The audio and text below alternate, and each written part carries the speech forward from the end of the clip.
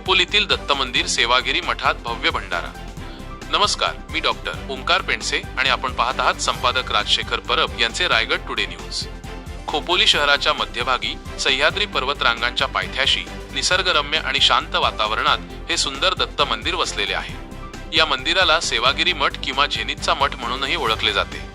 दरवर्षी दत्त जयंतीच्या दुसऱ्या दिवशी सेवागिरी मंडळातर्फे या ठिकाणी भव्य भंडारा आयोजित केला जातो।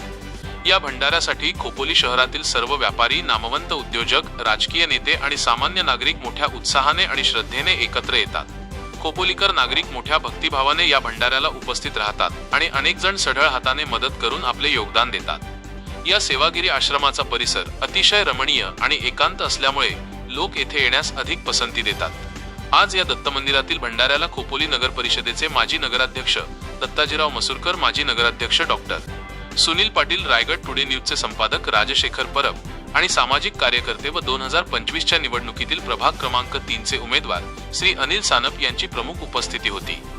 यावेळी बोलताना श्री अनिल सानप यांनी निवडणुकांचा निकाल काहीही असो, पण या दत्त मंदिरापर्यंत येणारा रस्ता वन विभागाची आवश्यक परवानगी घेऊन तयार करण्याचे आश्वासन दिले।